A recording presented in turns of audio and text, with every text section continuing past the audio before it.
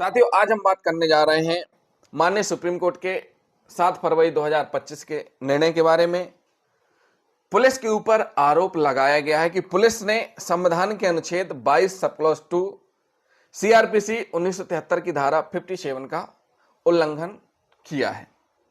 इसके बाद होता क्या है, जो पुलिस अधिकारी हैं उनको सस्पेंड कर दिया जाता है और उनकी विभागीय जांच भी की जाती है।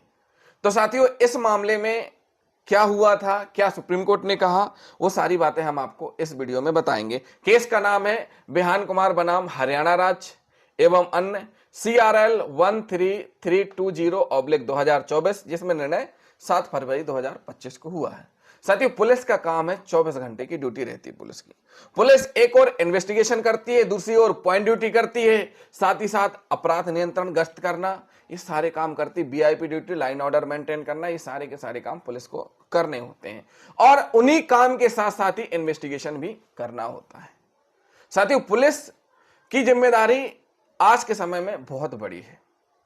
ऐसे में पुलिस से अपेक्षा भी यही की जाती है कि पुलिस संविधान और जो लॉ है उनका पालन करे, परंतु इसमें आरोप लगाया गया है कि जो अपीलकर्ता अभियुक्त हैं उसको गिरफ्तारी के आधार के बारे में नहीं बताया गया है। तो मामला है IPC की धारा 409, 420, 467, 468, 471 और 120B के अपराध का। FIR दर्ज हुई 25 मार्च 2023 को और इसमें जो अपील करता है उसकी गिरफ्तारी 10 जून 2024 को सुबह 10:30 बजे उसके कार्यालय से होती है। इसके बाद 11 जून 2024 को दोपहर 3:30 बजे JMFC कोर्ट में पेश किया जाता है और इसमें दावा किया जाता है कि किसके द्वारा, अपीलकर्ता के द्वारा, कि पुलिस ने अनुच्छेद 22 और CRPC की धारा 57 का उल्लंघन किया है। तो साथियों, पहले ये दोनों अनुच्छेद यानी अनुच्छेद 22 और 57 क्या है, इनके बारे में जानना बहुत जरूरी है। तो सबसे पहले हम आपको बताएंगे भारतीय संविधान के अनुच्छेद 22 के बारे में। तो जिन साथियों ने अभी तक हमारे चैनल को सब्सक्राइब नहीं किया है, हमारे चैनल को जरूर सब्सक्राइब कर लें, वीडियो में बने रहें। वीडियो बहुत महत्वपूर्ण होने वाला है और वीडियो पसंद आता है वीडियो को लाइक करें, शेयर करें, कमेंट करें। साथियों, भारतीय संविधान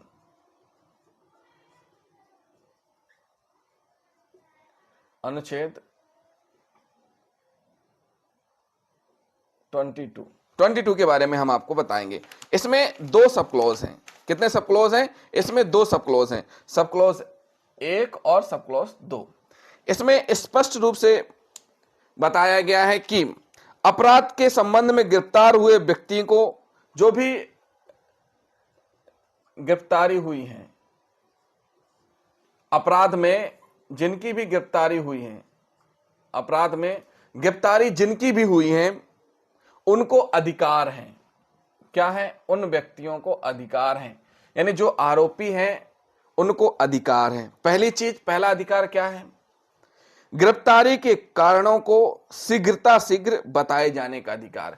यानी जिस व्यक्ति को पुलिस के द्वारा गिरफ्तार किया गया है, उस व्यक्ति को गिरफ्तारी के कारण यथाशीघ्र बताए जाने चाहिए। उसके बाद उसको यह भी बताना चाहिए कि जो अपराध किया है उसके द्वारा वो जमानती है, अजमानती है, उसको क्यों गिरफ्तार किया जा रहा है, सारे उसमें आ जाएंगे। इसके बाद अपने रुचि के वकील से परामर्श करने और बचाव करने का अधिकार, यानी कि वकील से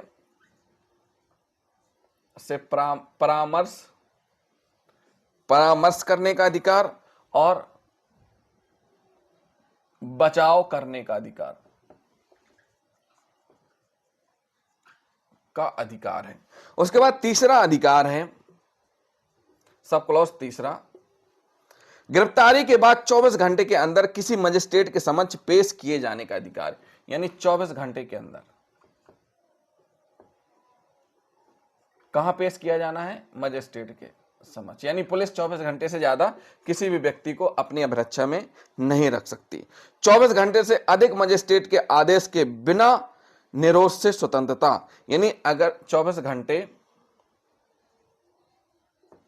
से अधिक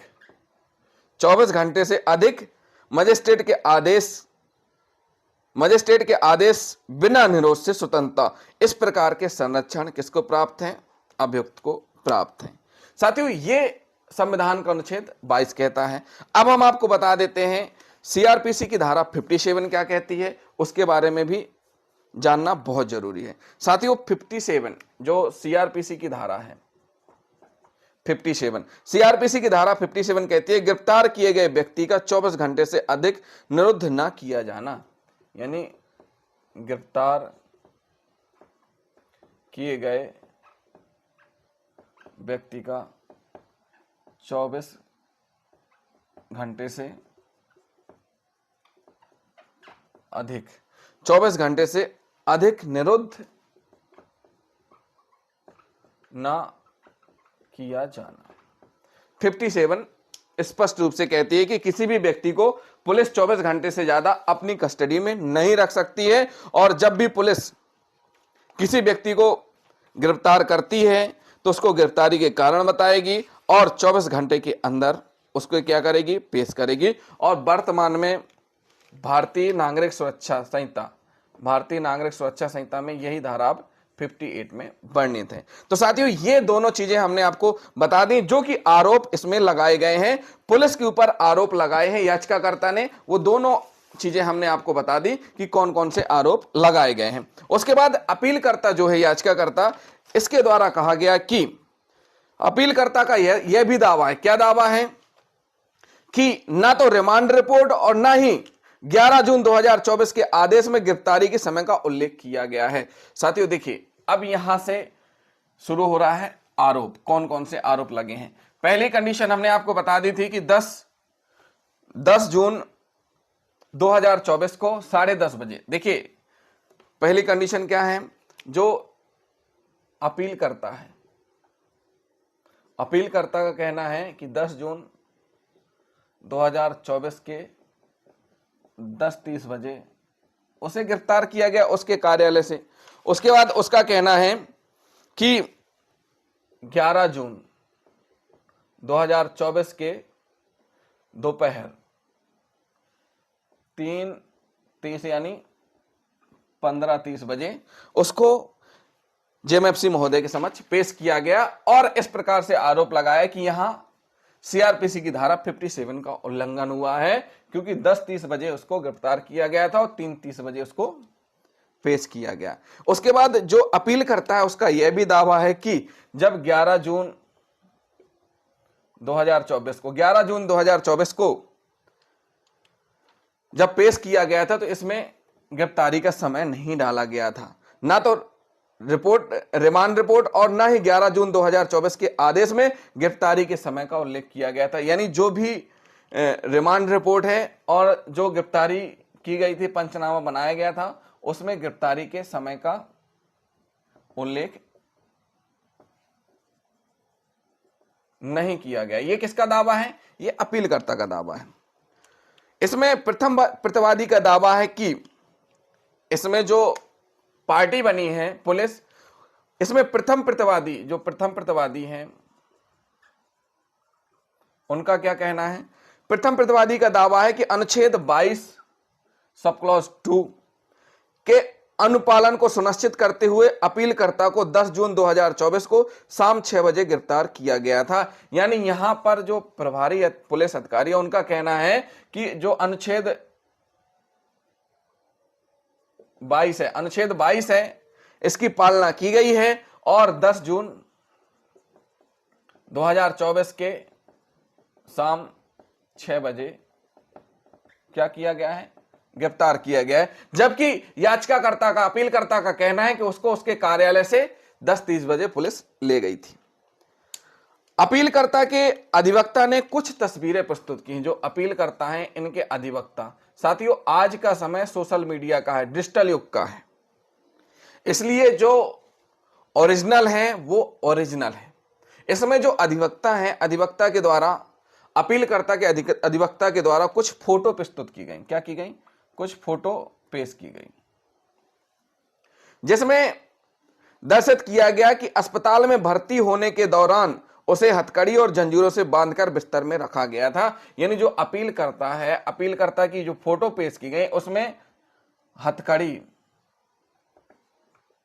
और जंजीर से बांधकर अस्पताल में रखा गया था। क्या क्या क्या किया गया था? हथकड़ी और जंजीर से बांधकर अस्पताल में रखा गया था, यानी फोटो प्रस्तुत किए गए। परिणाम स्वरूप 4 अक्टूबर 2024 को चिकित्सा अधीक्षक को एक नोटिस जारी किया गया, जिसके अनुसार 4 अक्टूबर,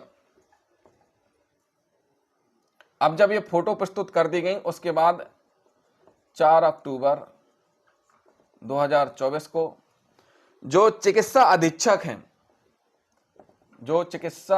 हैं उनको नोटिस जारी किया गया। क्या किया गया? उनको नोटिस जारी किया गया, जिसमें एक शपथ पत्र मांगा गया कि क्या अपीलकर्ता को हथकड़ी और जंजीर लगाई गई थी। इसमें सुनवाई के दौरान माननीय न्यायालय के द्वारा अधीक्षक को, यानी जो चिकित्सा अधीक्षक है, उनको नोटिस जारी किया गया और उनसे एक एफिडेविट मांगा गया। क्या मांगा गया?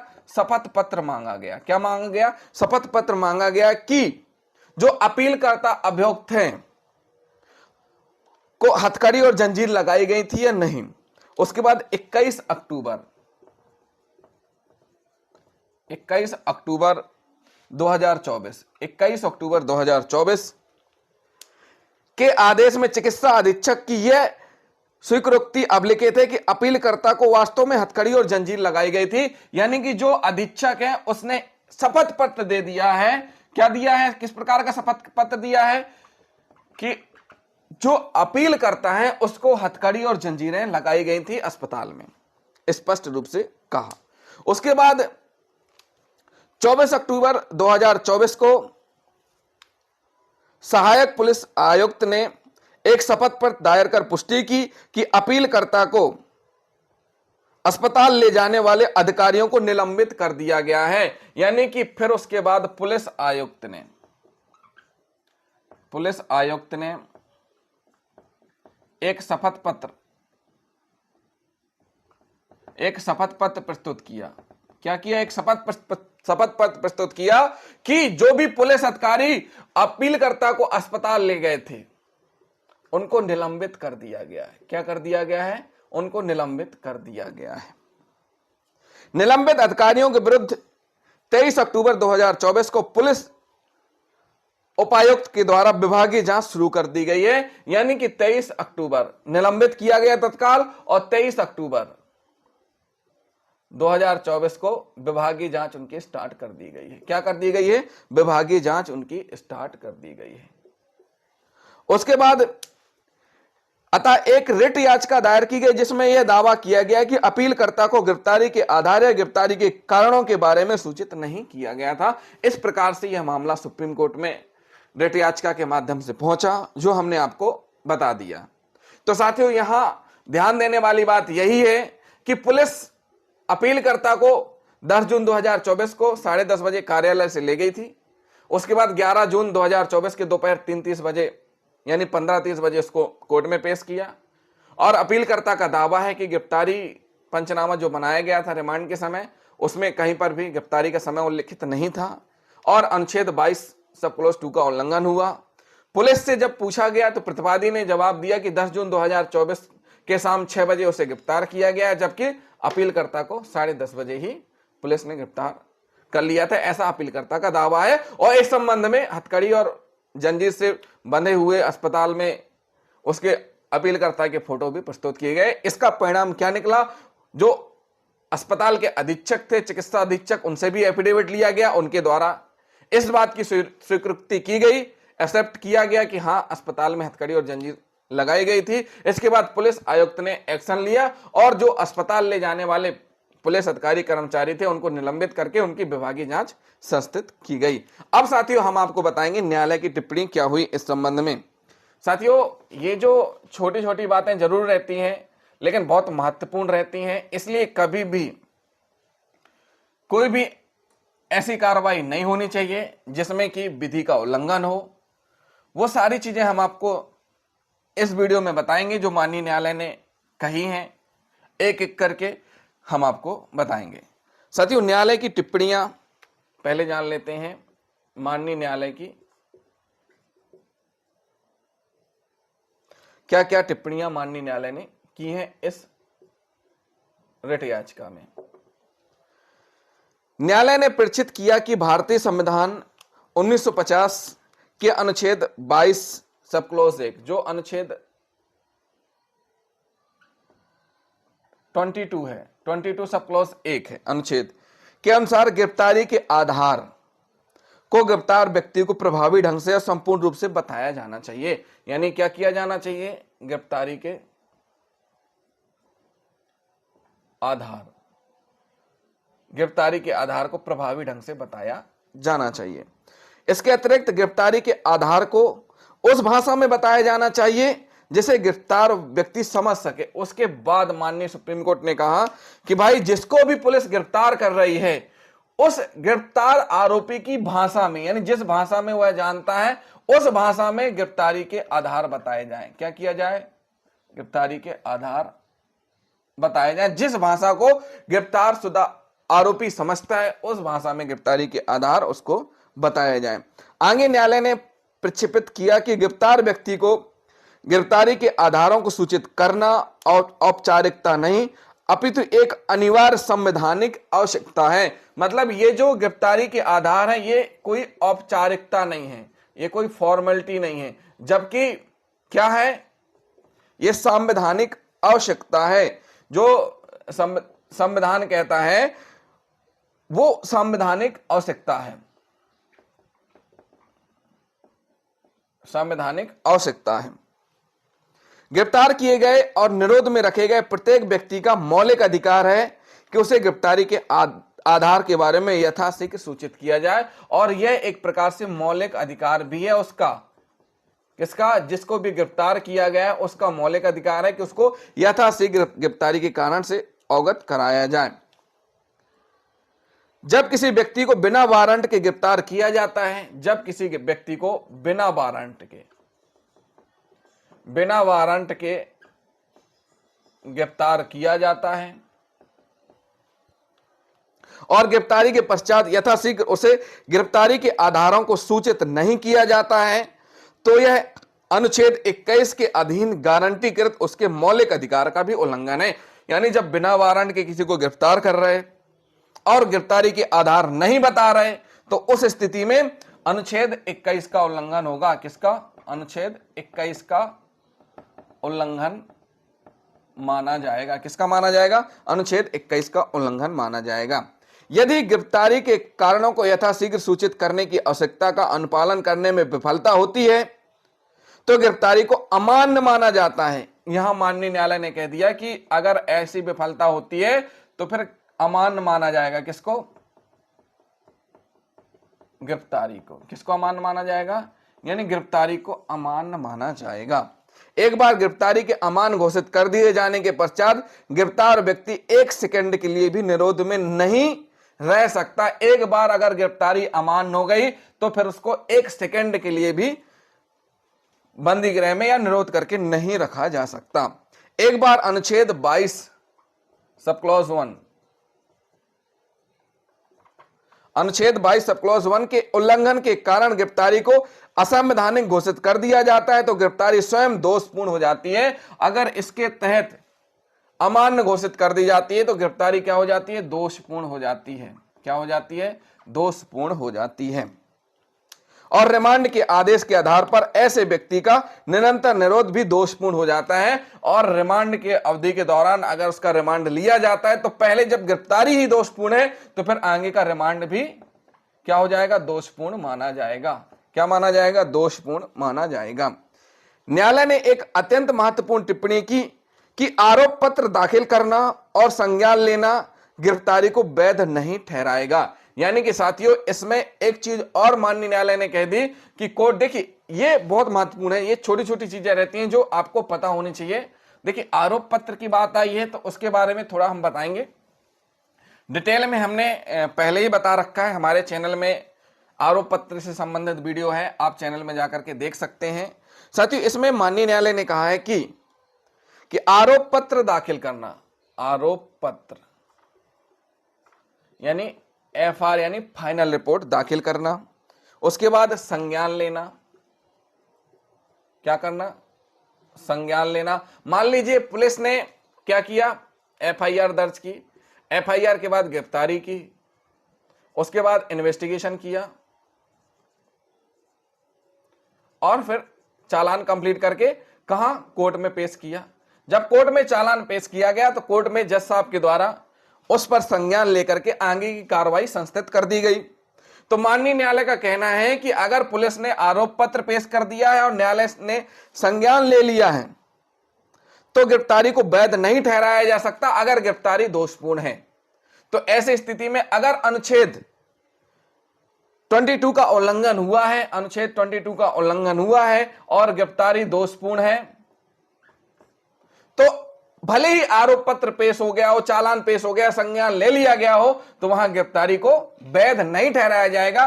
क्या नहीं ठहराया जाएगा? वैध नहीं ठहराया जाएगा, वो अमान्य ही रहेगी। क्या रहेगी? वो अमान्य ही रहेगी। स्वयं असंवैधानिक तथा भारतीय संविधान के अनुच्छेद 21 और 22 का उल्लंघन रहेगा ही। आगे न्यायालय ने स्पष्ट किया कि व्यक्ति को पुनः गिरफ्तार किया जा सकता है। एक बहुत महत्वपूर्ण बात यह है, माननीय न्यायालय ने कहा कि व्यक्ति को पुनः गिरफ्तार किया जा सकता है।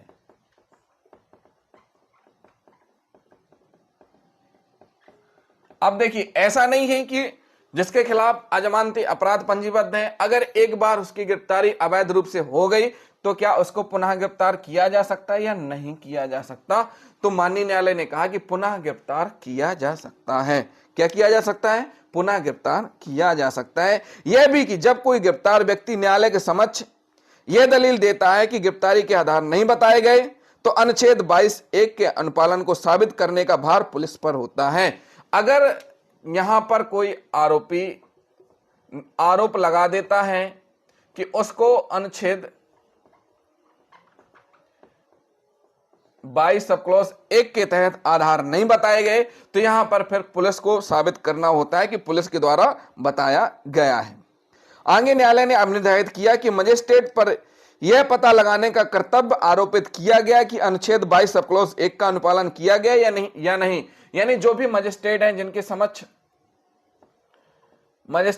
समक्ष आरोपी पेश किया जा रहा है, तो उनके लिए भी माननीय न्यायालय ने कहा है कि उनका भी कर्तव्य है कि वो भी देखें कि अनुच्छेद 22 सब क्लॉज 1 की पालना की गई है या नहीं, उसका उल्लंघन तो नहीं किया गया है। इसका कारण यह है कि अनुपालन न करने के कारण गिरफ्तारी अवैध हो जाती है और इसलिए गिरफ्तारी अवैध होने के पश्चात गिरफ्तार व्यक्ति को रिमांड पर नहीं लिया जा सकता। अगर गिरफ्तारी अवैध हो गई तो फिर उसका रिमांड नहीं रहेगा, उस पर रिमांड नहीं चलेगा, ना तो जीआर चलेगा ना पीआर चलेगा, किसी प्रकार का भी रिमांड नहीं होगा। मौलिक अधिकार को कायम रखना न्यायालय का कर्तव्य है। यानी जो मौलिक अधिकार हैं, जो हमें भारतीय संविधान से मौलिक अधिकार मिले हैं, इन मौलिक अधिकार जो भी हैं, इनका क्या करना है? इनका कायम रखना न्यायालय का कर्तव्य है। कायम रखना किसका कर्तव्य है? न्यायालय का कर्तव्य। इनका कायम रखना न्यायालय का कर्तव्य। इसके अतिरिक्त न्यायालय ने इस मामले में स्पष्ट किया कि पत्नी की गिरफ्तारी के आधार संसूचित करना भारतीय संविधान के अनुच्छेद 22 सब क्लॉज 1 का वैध अनुपालन के बाद इसके बारे में भी बताया गया है। साथियों, ये चीजें जो हम आपको बता रहे हैं बहुत महत्वपूर्ण है। इसके बाद अतिरिक्त न्यायालय ने इस मामले में स्पष्ट किया कि पत्नी को गिरफ्तारी के आधार संसूचित करना भारतीय संविधान के अनुच्छेद 22 सब क्लॉज 1 का वैध अनुपालन नहीं है। यानी इसमें कहा गया कि भाई गिरफ्तारी के आधार जिसको भी गिरफ्तार किया गया है उसकी पत्नी को ही बताया जाए, तो यह भी एक प्रकार से क्या नहीं है? वैध अनुपालन नहीं है। अतः न्यायालय ने अब निर्धारित किया कि मामले के तथ्यों को देखते हुए न्यायालय को यह मानने में कोई हिचकिचाहट नहीं है कि अपीलकर्ता की गिरफ्तारी अवैध थी। इसमें माननीय सुप्रीम कोर्ट ने कहा कि जो अपील करता है उसकी गिरफ्तारी अवैध थी। माननीय सुप्रीम कोर्ट ने माना। माननीय सुप्रीम कोर्ट ने कहा कि जो भी तथ्य है, तथ्य को देखते हुए न्यायालय को यह मानने में कोई हिचकिचाहट नहीं है कि अपीलकर्ता की गिरफ्तारी अवैध थी, क्योंकि भारतीय संविधान के अनुच्छेद 22 सब क्लॉज 1 के अधीन अपीलकर्ता को गिरफ्तारी के आधार के बारे में सूचित नहीं किया गया था। क्या नहीं किया गया था? उसको सूचित नहीं किया गया था। तो साथियों, ये एक ऐसा केस था जिसमें माननीय सुप्रीम कोर्ट ने भी गिरफ्तारी को अवैध माना है। ये हमने आपको बता दिया। यहां ध्यान देने वाली बात यह है कि भाई आज का युग डिजिटल युग है। आज के समय में हर जगह कैमरे लगे हैं, सभी के पास एंड्रॉयड मोबाइल फोन है और सभी संस्थानों में कैमरे लगे हुए हैं। तो इसलिए जब भी कोई कार्रवाई होती है तो फेयर होनी चाहिए, यानी इन्वेस्टिगेशन भी कैसा हो, फेयर हो। तो साथियों, अगर इस प्रकार की परिस्थितियां निर्मित होंगी तो यहां पर प्रश्न उठने लगेगा। तो साथियों, जिन साथियों ने अभी तक हमारे चैनल को सब्सक्राइब नहीं किया है, हमारे चैनल को जरूर सब्सक्राइब कर लें और वीडियो को लाइक शेयर कमेंट करना ना भूलें। थैंक यू साथियों।